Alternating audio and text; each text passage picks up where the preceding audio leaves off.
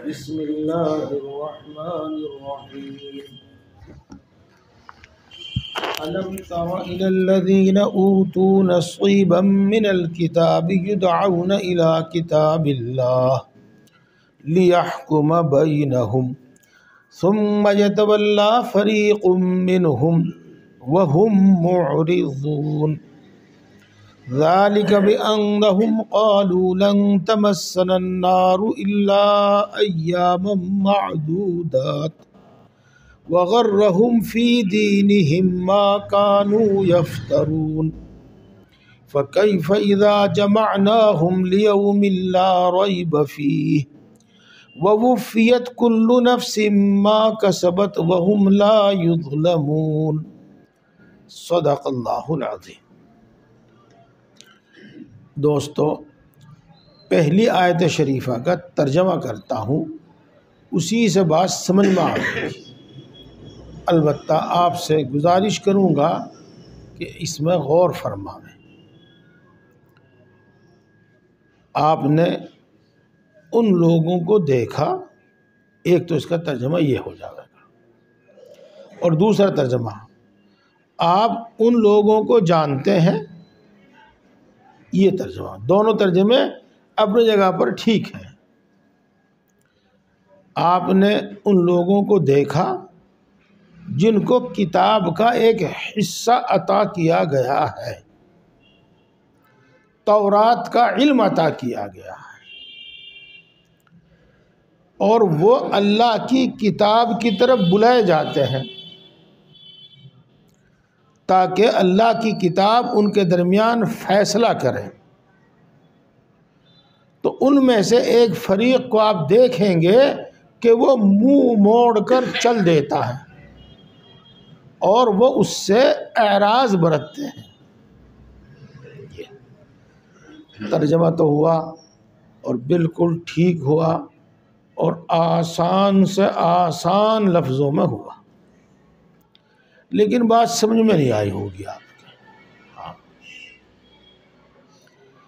آپ نے بار بار سنا ہے اور قرآن پاک میں بات بار بار بیان کی گئی ہے کہ تورات میں، انجیل میں اور جو بھی آسمانی کتابیں، صحیفے دنیا میں موجود ہیں، ان میں ان کتاب پڑھنے پڑھانے والوں نے، علماء کہہ لیجیے گا، ان کے علماء نے ان میں تبدیلی کی ہے، اس کو بدل دیا ہے. اس کو بدلنے کے باوجود اس میں بہت سی صحیح اور حق باتیں موجود ہیں. اگرچہ اس کتاب کو سامنے رکھ کر یہ فیصلہ کرنا بہت دشوار ہے کہ اس میں کون سی بات صحیح ہے اور کون سی بات غلط ہے، لیکن مثلاً قرآن کریم کو سامنے رکھ کر یہ فیصلہ کرنا بڑا آسان ہے کہ تورات کی کون سی بات صحیح ہے اور کون سی بات غلط ہے. میں تورات کا تو نام لے رہا ہوں، باقی دنیا بھر کی مذہبی کتابوں کو آپ اسی پر قیاس کر لیجئے گا، اسی پر سوچ لیجئے گا. مثال کے طور پر اس قرآن پاک کی یہ صفت بیان کی ہے اللہ تبارک و تعالیٰ نے جگہ جگہ کہ یہ اپنے سے پہلی کتابوں کی تصدیق کرتا ہے. تو جو بات اس میں بیان کی گئی ہے وہی بات تورات میں بیان کی گئی، وہی بات انجیل میں بیان کی گئی. مثال کے طور پر اور جو دوسری مذہبی کتابیں ہیں ان میں بیان کی گئی. تو چونکہ قرآن پاک حق ہے، اس کی ہر بات سچ ہے، اس کو بدلنے والا کوئی نہیں ہے، کوئی اس کو بدل نہیں سکتا. تو اس کا دونوں باتوں کا مل جانا اس بات کی دلیل ہے کہ وہ حق بات ہے اس کتاب میں بھی. میری بات سمجھ شریف میں آئی گی آپ کے؟ اگر مثلا تورات میں کچھ اور لکھا، انجیل میں کچھ اور لکھا، قرآن میں کچھ اور لکھا، تو چونکہ قرآن کی سچائی کی گواہ خود قرآن دیتا ہے اور اللہ اس کی حفاظت کا وعدہ کر چکا ہے اور اس کی حفاظت اس نے کی ہے، تو جب معیار حق یہ ہے اور وہ بات اس سے مل نہیں رہی ہے، اس بات میں اور اس بات میں تضاد ہے، تو یوں کہا جائے گا کہ اس میں انہوں نے رد و بدل کی ہے. اگر وہ اللہ کی بات ہوتی تو اللہ کے اس کلام میں کے خلاف نہ ہوتی. بات سمجھ میں آ رہی بھائی؟ دیکھو یہ باتیں غور کرنے کی ہیں. ہاں اتنا ثواب ملے گا اتنا ثواب ملے گا وہ تو آسانی سے سمجھ میں آ جاتا ہے، لیکن یہ باتیں کچھ غور کرنے کی ہیں. اور میں آج سے بڑے درد بھرے انداز دل سے کہتا ہوں کہ آپ اس پر غور کیا کریں. ہم جو آپ کو سمجھانا چاہتے ہیں آپ تو سمجھ جاتے نہیں، غیر سمجھ جاتے ہیں، اور وہ پھر اس سے فتنہ پھیلاتے ہیں. اور ہم کیوں نہیں سمجھتے؟ معاف کیجیے گا، برا نہ مانیے گا، ہمارا تو سب کچھ اوڑھنا بچھانا کھانا پینا کاروبار ہو چکا ہے، نہ علم دین نہ علم دنیا، کسی سے رغبت نہیں ہے. یہ ہے وجہ اس کی. دماغ بھی کام نہیں کرتا، ان باتوں تک گہرائی تک پہنچتا بھی نہیں ہے. یہ ہوئی بات. تو بہرحال جب یہود و نصارہ کی باتوں میں اور رسول اللہ صلی اللہ علیہ وسلم کی باتوں میں اختلاف ہوتا تھا تو اللہ کے رسول صلی اللہ علیہ وسلم بہت مرتبہ ان کو یہ چیلنج دیتے تھے کہ تم اپنی کتاب ہی لاؤ، اپنی کتاب لاؤ، جو ہم کہہ رہے ہیں وہ تمہاری کتاب میں بھی موجود ہے. مثال کے طور پر اگر غلطی ہو تو بتانا. قل یا اہل الکتاب تعالوا الی کلمۃ سواء بیننا وبینکم الا نعبد الا اللہ ولا نشرک به شیئا ولا يتخذ بعضنا بعضا اربابا من دون اللہ.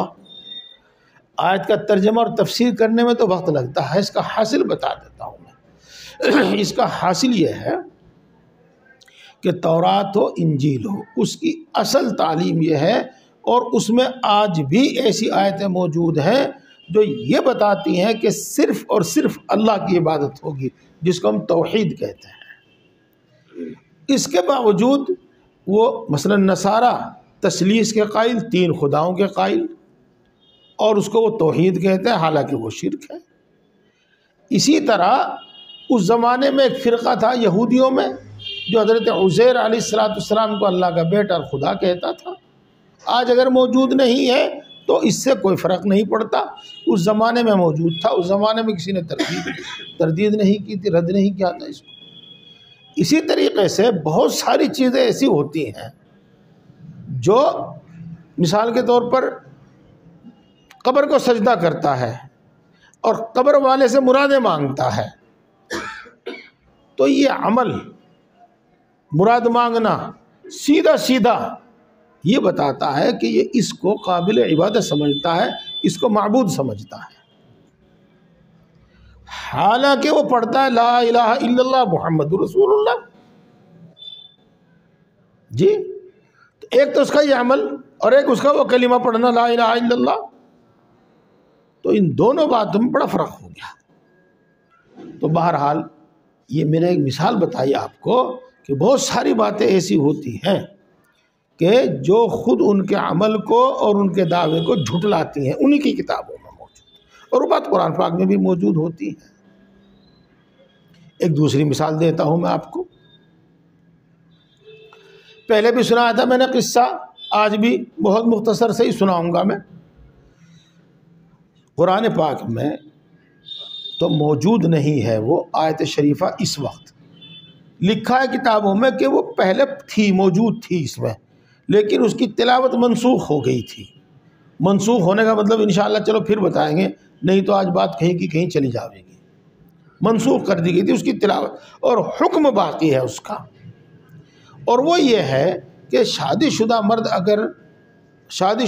اور شادی شدہ عورت اگر زنا کر لے تو پتھر مار مار کے ان کو جان سے مار دو. اس کو رجم کہتے ہیں. اور یہ شادی شدہ مرد کی زنا کی سزا ہے اور شادی شدہ عورت کی زنا کی سزا ہے.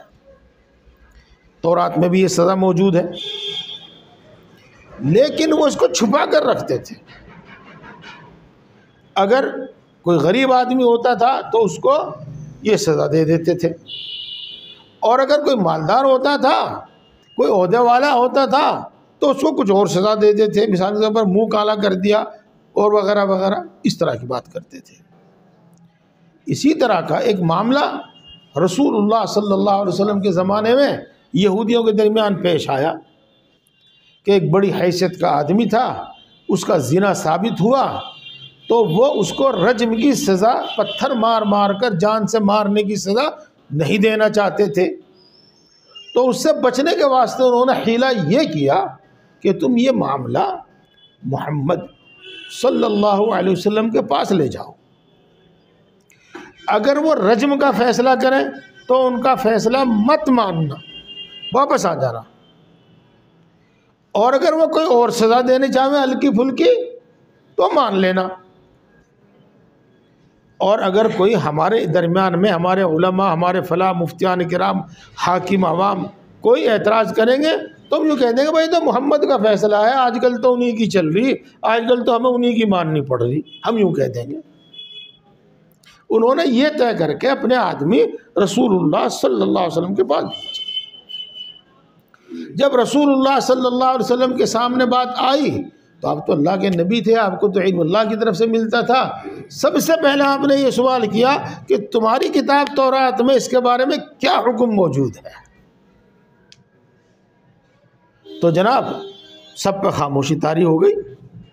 یہ حضرت عبداللہ ابن سلام رضی اللہ تعالی عنہ ایک صحابی ہیں، اور وہ پہلے یہودی تھے اور بڑے زبردست عالم تھے۔ انہوں نے فرمایا کہ اللہ کے رسول تورات میں بھی رجم ہی کا حکم موجود ہے۔ کچھ معاملہ آیا تھا تو انہوں نے دیکھا اس نے اللہ کے دشمن نے اس آیت پہ ہاتھ رکھ لیا ہے، اسے ظاہر نہیں ہونے دے رہا، اسے دکھنے نہیں دے رہا، اور اس کا ہاتھ اٹھواؤ، دیکھو یہاں وہ رجم کا حکم موجود ہے۔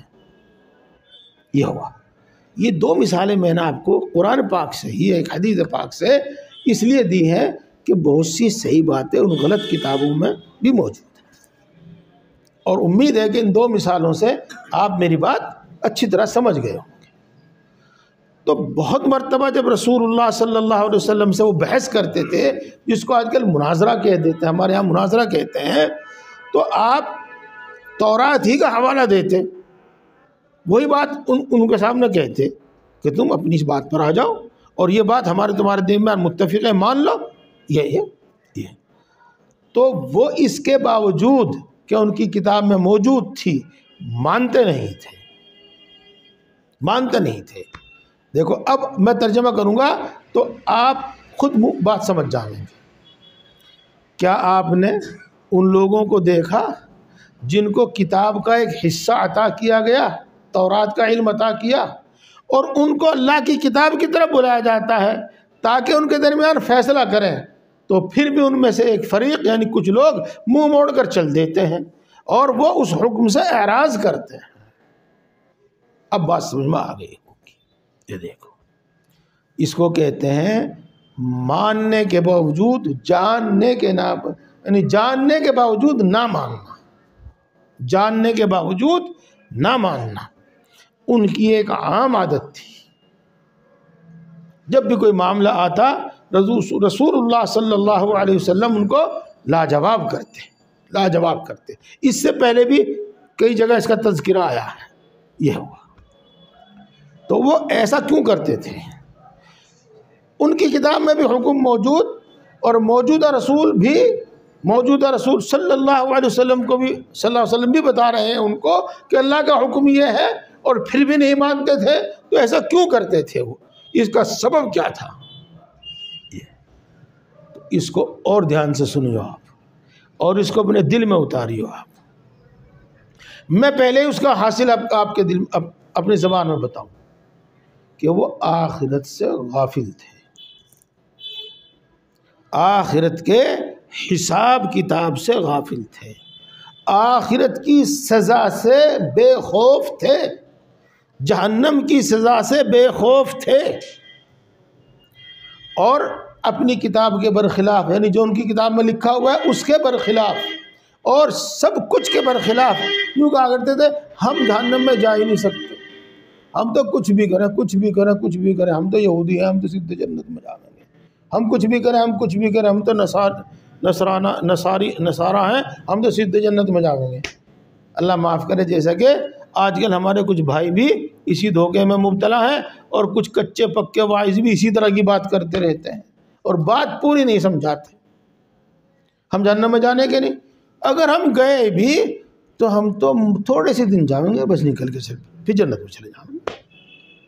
یہ ایک غلط فہمی تھی ان کے دماغ میں بیٹھی ہوئی، یہ غلط فہمی تھی ان کے دماغ میں بیٹھی ہوئی.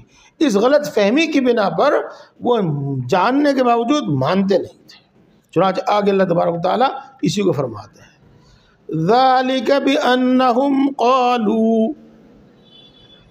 وہ جاننے کے باوجود نہیں مانتے تھے، جس کا ہمارے اندر ڈٹائی کرتے تھے، اس سبب سے کہ وہ لوگ یہ کہتے تھے لن تمسنا النار الا ایاما معدودات، جہنم کی آگ ہمیں نہیں چھوئے گی، یعنی ہم جہنم میں نہیں جائیں گے مگر صرف گرے چنے دن، یعنی چند دن. پہلے بھی اس کا ذکر آیا تھا، اتنے دن جتنے دن ہمارے باپ دادا نے، یہود نے بچھڑے کی عبادت کی تھی، بس اتنے دن جائیں گے. تو اس لیے وہ بے فکر تھے. اللہ تعالیٰ شاہ فرماتے ہیں وَغَرَّهُمْ فِي دِينِهِمْ مَا كَانُوا يَفْتَرُونَ. دیکھو میں ایک ایک ٹکڑے کے اوپر آپ کو متوجہ کر رہا ہوں، حالانکہ آپ بڑی توجہ سے سن رہے ہیں، لیکن اس کا معنی مطلب آپ سمجھتے ہیں، اس پر بھی دھیان دیجیے. اور ان کو دھوکے میں ڈال دیا ان کے دین کے بارے میں ان غلط فہمیوں نے، جو غلط فہمیاں انہوں نے اپنے اندر پال لی تھی، ان غلط فہمیوں نے، ان غلط باتوں نے، جو غلط باتیں انہوں نے خود گھڑ لی تھی. اور ان میں سے ایک یہ بھی تھی جو آپ کو ابھی بتائی گئی کہ ہم جہنم میں جانے ہی کے نہیں، ہم تو زیادہ سے زیادہ چند دن جائیں گے، یعنی اتنے دن جتنے دن ہمارے باپ دادا نے بچھڑے کی عبادت کی تھی. حالانکہ ایسا کچھ نہیں ہے. اللہ تبارک و تعالیٰ نے جو اصول بنا دیا ہے وہ سب کے لیے بنا دیا ہے. کوئی مشرک، کوئی کافر کبھی جنت میں نہیں جائے گا، وہ ہمیشہ جہنم میں رہے گا، کبھی جہنم سے نہیں نکلے گا. اور اس کے علاوہ اگر اس کا ایمان صحیح ہے، اور ایمان صحیح ہونے کا مطلب یہ ہے کہ کچھ عقیدے تو ایسے ہیں جو بار بار آپ سنتے چلے آ رہے ہیں کہ آدم علیہ السلام سے لے کر آج تک ایک ہی ہے، بلکہ یوں کہہ لو کہ آدم علیہ السلام سے بھی پہلے جب جنات دنیا میں موجود تھے اس وقت بھی، بلکہ یوں کہہ لو آسمانوں میں بھی، سب جگہ وہ عقیدے ایک سے ہیں. اور وہ کیا ہے؟ اللہ ایک ہے، اللہ کی کتاب سچی ہے، قیامت آئے گی، فرشتے موجود ہیں، اچھی بری تقدیر اللہ کی طرف سے ہے وغیرہ. یہ کتاب ایک عقیدہ بدلتا رہا. ایک وقت آدم پر ایمان لانا ضروری تھا، ایک وقت نوح پر ایمان لانا ضروری تھا، ایک وقت موسیٰ علیہ السلام پر ایمان لانا ضروری تھا، ایک وقت عیسیٰ علیہ السلام پر ایمان لانا ضروری تھا. اب اس وقت میں پچھلے تمام انبیاء کے ساتھ ساتھ رسول اللہ صلی اللہ علیہ وسلم پر ایمان لانا ضروری ہے. یہ چیز بدلی اور کچھ نہیں. اس وقت تورات اور انجیل کو اللہ کی کتاب ماننا ضروری تھا، اور اس وقت قرآن کو اللہ کی کتاب ماننا ضروری ہے. بس یہ تھوڑا اتنا سا فرق ہے، یہ ہے. اور اچھا یہ بات سب کچھ ہی اسی طریقے سے اللہ کے جو احکام ہیں ان کی جب خلاف ورزی کرے گا، مثال کے طور پر آپ برابر سنتے چلے آ رہے ہیں کہ ہمارے شریعت میں بھی نماز ہے، اگرچہ وہ 5 نمازیں ہیں، کہ پڑھنے کا طریقہ بھی الگ ہے، لیکن نصارہ کے یہاں بھی نماز ہے، اس کا طریقہ الگ ہے. اور موسیٰ علیہ السلام کے یہاں بھی نماز ہے، اس کی تعداد و طریقہ الگ ہے. اسی طریقے سے روزہ ان کے یہاں بھی ہے، البتہ اس کی تعداد، اس کا طریقہ الگ ہے. ہمارے یہاں اس کی تعداد الگ ہے، طریقہ الگ ہے. اب مان لو دیکھو، ہمارے یہاں جو شخص روزے کا حکم کی خلاف ورزی کرے گا اس کی ایک سزا ہے، اور نماز جو چھوڑے گا اس کی ایک سزا ہے. تو یہ سزا ان کے لیے بھی ہے، جو بھی اللہ نے مقرر کی ہے. اس دین میں جو حکم تھا اس کی خلاف ورزی کرنے پر جو سزا اللہ نے مقرر کی ہے وہ ان کے لیے بھی ہے. وہ یہ نہ سوچیں کہ ہم انبیاء کی اولاد ہیں، وہ یہ نہ سوچیں کہ ہم جہنم میں ہرگز نہیں جائیں گے، لیکن یہ باتیں وہ سوچے بیٹھے ہیں.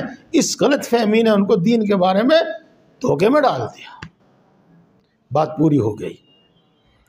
اور میں یہی ایک بات اور آپ کے سامنے کہتے چلوں، وہ یہ ہے کہ میرے دوستو، غلط فہمیاں آج بھی ہماری اس ہماری اس امت میں بھی اور ہمارے مسلمانوں میں بھی موجود ہیں غلط فہمیاں، لیکن فرق ایک ہے، پہلے زمانے میں اور اس زمانے میں فرق ایک ہے۔ وہ فرق یہ ہے کہ اللہ تبارک و تعالیٰ نے اس کتاب قرآن کی حفاظت کا وعدہ لے لیا، وعدہ کر لیا، اور یوں کہتے ہیں علماء کرام کہ اللہ تبارک و تعالیٰ نے اگرچہ قرآن پاک میں اس کا وعدہ موجود نہیں ہے صاف لفظوں میں، لیکن اللہ کے رسول صلی اللہ علیہ وسلم کی حدیثوں کی بھی حفاظت فرمائی، جیسے کہ میں نے آپ کو بتایا تھا ایک مرتبہ سند کے بارے میں، پھر بتاؤں گا انشاءاللہ، کہ ایسا نظام بنایا کہ جھوٹا سچا پکڑا جاتا ہے۔ اور تیسری بات یہ ہے کہ اللہ تبارک و تعالیٰ نے یہ وعدہ کیا ہے اللہ کے رسول صلی اللہ علیہ وسلم سے اور اس امت سے کہ قیامت قائم ہونے تک ایک جماعت، یعنی تھوڑی تعداد یا زیادہ تعداد ایسے لوگوں کی موجود رہے گی جو دین کو اور قرآن کو اور حدیث کو صحیح تو سمجھیں گے اور صحیح عمل کریں گے، جس کا فائدہ یہ ہوگا کہ وہ غلطی کو بیان کرتے رہیں گے، اور طلبگار جو سچ کے طلبگار ہیں، حق کے طلبگار ہیں، ان سے آ کر صحیح دین حاصل کرتے رہیں گے۔ تو ہمارے میں ان میں فرق یہ ہے، نہیں تو ہم لوگوں میں بھی بہت ساری غلط فہمیاں موجود ہیں، امت کے اعتبار سے بتا رہا ہوں میں، اور یوں الگ الگ فرقے ہیں، گمراہیاں پھیلا رہے ہیں، غلط باتیں سوچے بیٹھے ہیں وغیرہ وغیرہ۔ بس اتنی بات ہے، اس سے زیادہ ہم تفسیر میں خاص طور سے کہنا بھی نہیں چاہتے۔ اب آگے چلتے ہیں، اللہ ارشاد فرماتے ہیں فَكَيْفَ إِذَا جَمَعْنَاهُمْ لِيَوْمٍ لَا رَيْبَ فِيهِ، ان کا کیا حال ہوگا اس دن جس دن ہم اس سب کو جمع کریں گے اور اس دن کے آنے میں کوئی شک نہیں ہے۔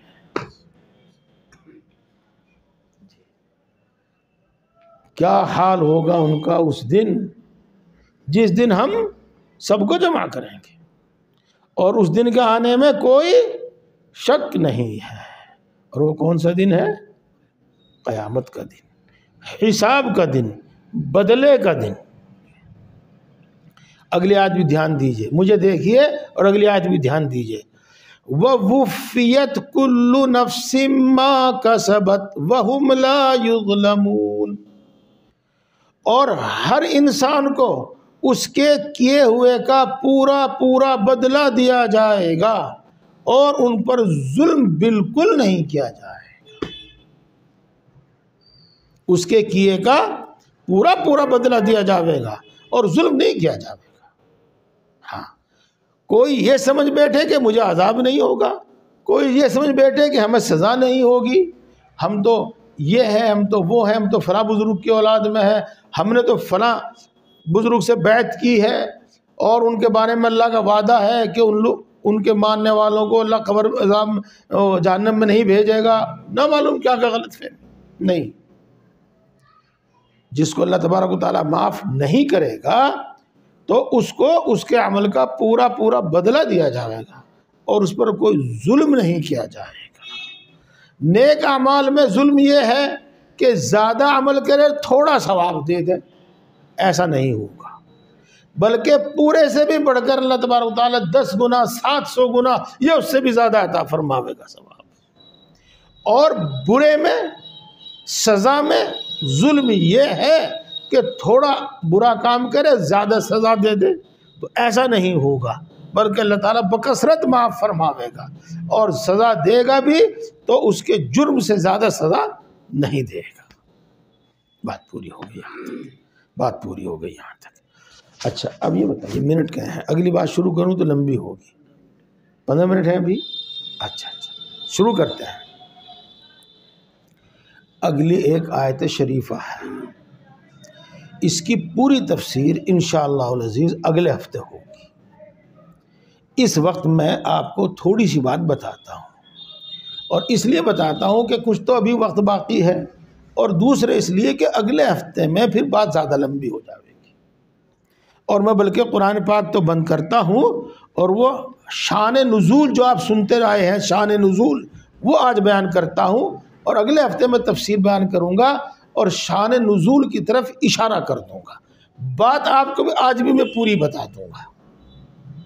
آپ کو معلوم ہے کہ ایک وقت مدینے کے یہودیوں نے اور مدینے کے آس پاس رہنے والے یہودیوں نے اور مکے کے قریش نے اور آس پاس میں بسنے والے تمام قبیلوں نے سب نے اتفاق کر کے مدینہ منورہ پر چڑھائی کی تھی، اور انہوں نے آج کی میں آپ کے ماحول کی بات کرتا ہوں کہ لوٹا نمک ڈال کے یہ کہا تھا کہ مدینے میں سے مسلمانوں کا ایک ایک بچے کا صفایا کرنا ہے، اور وہ یہ ارادے لے کر اور ایسے اسباب اور سامان لے کر مدینے پر چڑھائی کی تھی انہوں نے۔ اور معاملہ واقعی اتنا سنگین تھا کہ اس سے پہلے 2 جنگوں میں اللہ کے رسول صلی اللہ علیہ وسلم نے میدان میں نکل کر مقابلہ کیا تھا، جنگ بدر میں بھی اور جنگ احد میں بھی۔ لیکن یہ جو غزوہ احزاب کہلاتا ہے یا غزوہ خندق کہلاتا ہے، اس میں معاملہ اتنا سنگین تھا کہ بات یہ طے پائی کہ مدینے سے باہر نہ نکلا جاوے، میدان میں نہ جایا جاوے، بلکہ مدینے میں رہ کر ہی چھپ چھپا کر دیواروں کے پیچھے سے چھت پہ چڑھ کے یعنی چھپ چھپا کر ان کا مقابلہ کیا جائے، یہ طے پایا تھا۔ اس طرح مقابلہ کرنا آسان ہوتا ہے۔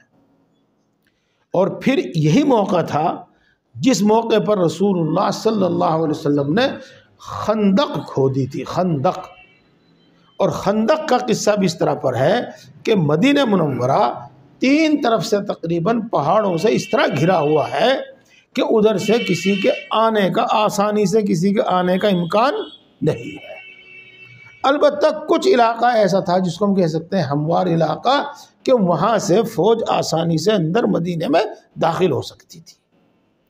تو یہی وہ جگہ تھی جہاں پر رسول اللہ صلی اللہ علیہ وسلم نے حضرت سلمان فارسی رضی اللہ تعالیٰ عنہ کے مشورے سے خندق کھدوائی تھی۔ اور خندق کھودنے کے بارے میں بھی میں کچھ آپ کو بتاؤں گا۔ یہاں میں ایک بات بتاؤں آپ کو اور دھیان سے سن لیو، اور دعا کے بعد اگر کسی کو کچھ پوچھنا ہو پوچھ لیو، میں تو درمیان میں بھی جواب دینے کو تیار ہوں، لیکن ساتھیوں کا مشورہ یہ ہے کہ بات لمبی ہو جاتی ہے۔ تو جو میں بات بتاؤں دھیان سے سنیو، اور اگر کسی کو کچھ پوچھنا ہو تو بعد میں پوچھ لیو۔ اللہ ہر چیز پر قادر ہے، اور قرآن پاک اس کو صاف صاف بیان کرتا ہے، ان اللہ علی کل شیء قدیر۔ لیکن اس کے باوجود اللہ تبارک و تعالیٰ کا ایک دستور ہے، اور اس دستور کے مطابق اللہ تعالیٰ ذرا سارا کام کرتا ہے۔ اس میں سے وہ دستور یہ ہے جس کے متعلق میں آپ سے عرض کرنا چاہتا ہوں کہ اللہ اپنے تمام کام خود بھی اسباب سے کرتا ہے، اسباب کے ساتھ کرتا ہے۔ اور اللہ کے رسول صلی اللہ علیہ وسلم اور انبیاء بھی سب کے سب اللہ کی طاقت کو پوری پوری پوری پوری تسلیم کرتے ہوئے سب کام اسباب سے کرتے ہیں۔ ایک بات بتائی میں نے آپ کو، اب آپ اسی واقعے سے جو میں نے آپ کے سامنے ذکر کیا ہے، کیا رسول اللہ صلی اللہ علیہ وسلم کو اللہ کی طاقت پر ایمان نہیں تھا؟ کیا آپ کافروں سے ڈر گئے تھے؟ میدان میں کیوں نہیں نکلے تھے؟ بولو۔ دیکھو دوستو، یہ باتیں وہ لوگ کرتے ہیں جو دین کو سمجھتے نہیں ہیں۔ بس مختصر یہ ہے کہ اللہ کی طاقت کو تسلیم کرنے کے باوجود اللہ کے حکم کو بھی تسلیم کرنا ہے، اور اللہ کا حکم یہ ہے کہ اسباب کے ساتھ اسباب کے تحت کام کرو۔ خوب سمجھ لو اس بات کو۔ اسی واسطے رسول اللہ صلی اللہ علیہ وسلم اس موقع پر میدان میں نہیں نکلے، بلکہ چھپ چھپا کر دیواروں کی آڑ سے اور کہیں کہیں کی آڑ سے مقابلہ کرنے کا فیصلہ فرمایا اور خندق کھودی۔ بات سمجھ میں آ گئی بھائی؟ ہاں، اب آگے چلتے ہیں۔ وہ جو خندق تھی، مجھے اس وقت صحیح سے یاد نہیں رہی کتنی میل تھی، کتنے میل لمبی تھی۔ ہاں، البتہ غالباً 10 میٹر 10 گز کے قریب کھودنے کی ذمہ داری دی گئی صحابہ کرام رضوان اللہ تعالیٰ علیہ مجمعین کو۔ کئی آدمیوں کو کہ آپ اتنی خندق کھودیے۔ اور خاص بات یہ ہے کہ آپ اگرچہ سب کے نزدیک بڑے محترم مکرم تھے اور آپ پر صحابہ کرام رضوان اللہ تعالی علیہ مجمعین جان لٹانے کو تیار تھے، جان قربان کرتے تھے آپ پر، لیکن اس کے باوجود جیسے تمام صحابہ خندق کھودنے کے کام میں شریک تھے اور کدال اور پھاوڑا لے کر خندق کھود رہے تھے، ایسے خود رسول اللہ صلی اللہ علیہ وسلم بھی خندق کھود رہے تھے۔ یہ اللہ اکبر۔ اس کے بعد ہوتا یہ ہے کہ جو حصہ حضرت سلمان فارسی رضی اللہ تعالی عنہ کے حصے میں تھا خندق کھودنے کا، وہاں پر ایک بہت بڑی چٹان آ گئی، اور اتنی بڑی چٹان نکل آئی کہ اگر اس کو نہ توڑا جاوے تو خندق کھودنے کا کوئی فائدہ نہیں، یہ ایک ہی چٹان پل کا کام کرے گی، اور اگر اس کو توڑنا چاہیں تو وہ ٹوٹ نہیں رہی ہے۔ اب دو ہی راستے تھے، ایک تو یہ کہ اس حصے کو چھوڑ کر اور یوں موڑ دے کر پھر یوں ملا دی جاوے، اس کو بیچ میں چھوڑ دیا جاوے اور ادھر کو خندق یوں ملا دی جاوے۔ ایک تو صورت یہ تھی۔ حضرات صحابہ کرام رضوان اللہ تعالی علیہ مجمعین اپنی رائے سے عمل نہیں کیا کرتے تھے، تو رسول اللہ صلی اللہ علیہ وسلم کی خدمت میں حاضر ہوئے حضرت سلمان فارسی اور اس چٹان کا حال بتایا کہ چٹان ایسی ہے، اور جو میں نے کچھ آپ کے سامنے عرض کیا اس طرح کی صورتحال بیان کی۔ تو رسول اللہ صلی اللہ علیہ وسلم بذات خود وہاں پر تشریف لائے، اور آپ نے بسم اللہ پڑھ کر ایک کدال ماری، اور اتنے زور سے ماری، اور آپ کی طاقت کہو، نبوت کی طاقت کہو، روحانی طاقت کہو، اللہ کی طاقت کہو، کہ ایک کدال میں ہی چٹان تقریباً 1/3 ٹوٹ گئی۔ اب چٹان میں چونکہ زور سے مارا تھا، جو بھی تھا وہ کدال کہیے گا، تو اس میں ایک روشنی ہوئی۔ اس کے بعد رسول اللہ صلی اللہ علیہ وسلم مسکرائے اور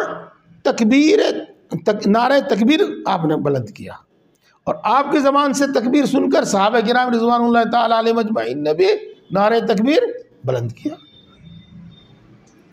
اس کے بعد آپ نے پھر دوسری کدال ماری، اسی طرح بسم اللہ پڑھ کر زور سے، تو جو باقی بچی ہوئی تھی اس میں سے تقریباً آدھی چٹان پھر ٹوٹ گیا، روشنی ہوئی۔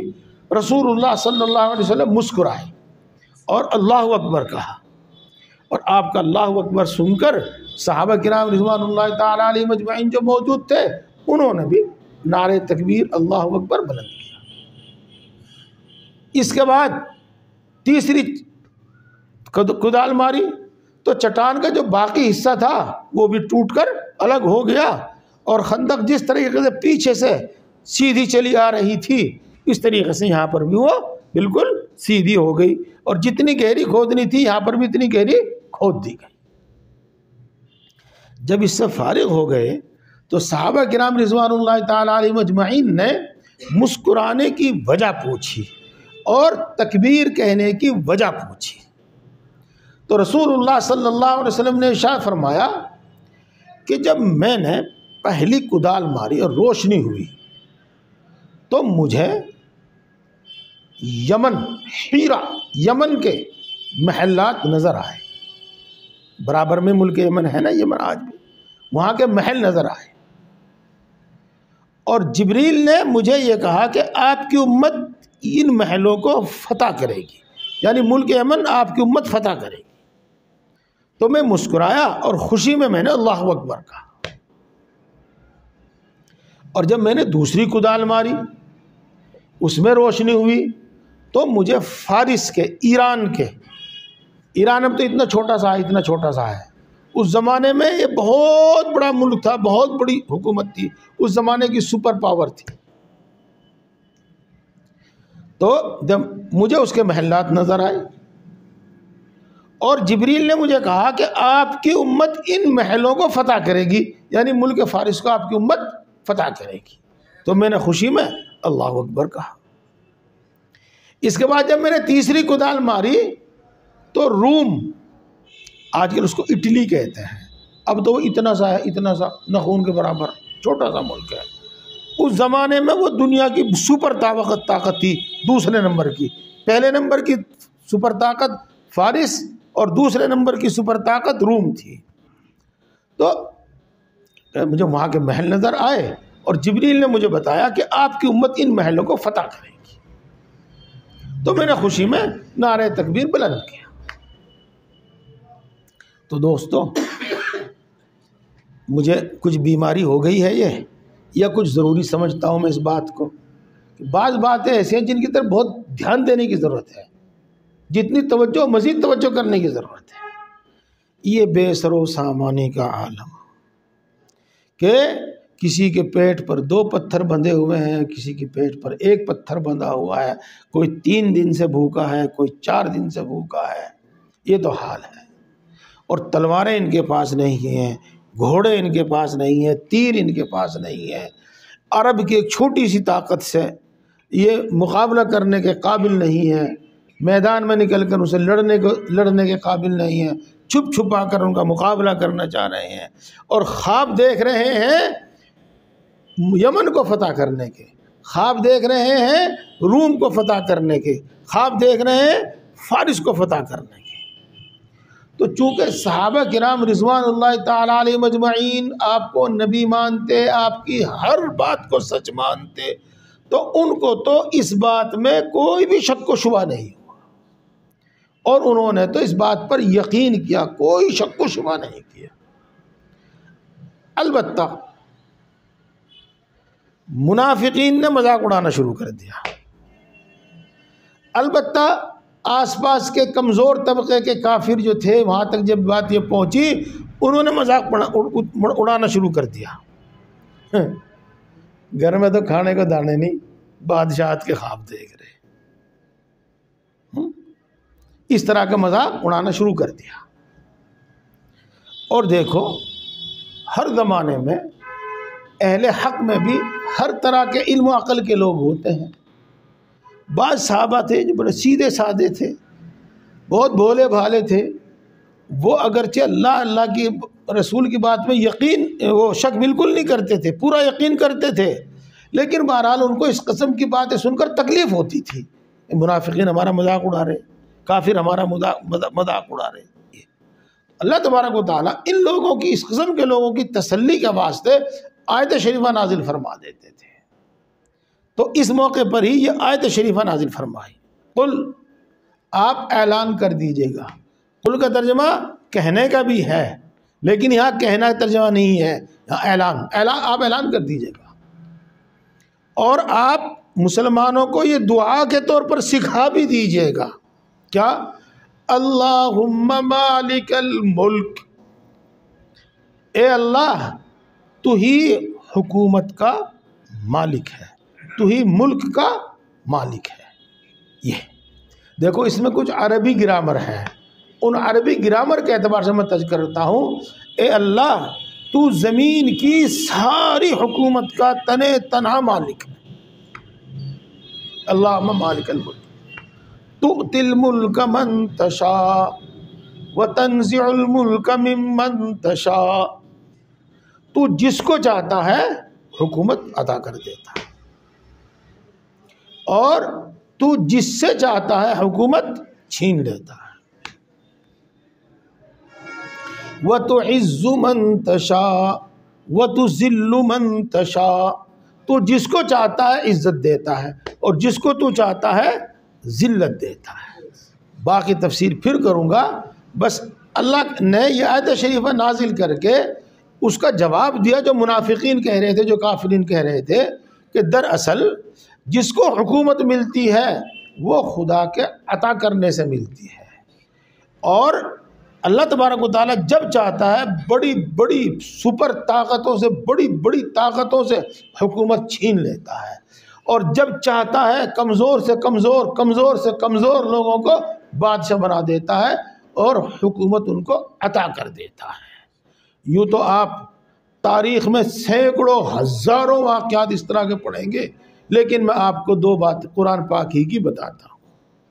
مثال کے طور پر حضرت یوسف علیہ السلام بنی اسرائیل جب آپ جائیں گے تو بڑے کمزور خاندان اور محدود چھوٹا سا خاندان، لیکن اللہ تبارک و تعالیٰ نے جب ان کو بادشاہت عطا کرنی چاہی تو اللہ نے اپنی پلاننگ کے ذریعے، اپنے منصوبے کے ذریعے، دیکھو پلاننگ ترجمہ کیا، پھر منصوبہ ترجمہ کیا، اب پھر میں دوسرا ترجمہ کروں گا، اور تقدیر الہی کے ذریعے، تینوں کا مطلب ایک ہی ہے، منصوبہ، پلاننگ، تقدیر الہی، سب کا ایک ہی مطلب ہے۔ تقدیر الہی کے ذریعے یوسف علیہ السلام کو کس طریقے سے مصر بھیجا اور کس طریقے سے ان کو بادشاہت عطا کی، یہ تو مشہور جانا پہچانا قصہ ہے۔ اور ایک دوسرا قصہ بھی آپ نے دوسرے پارے کے ختم پر پڑھا، جالوت ایک غریب آدمی تھا،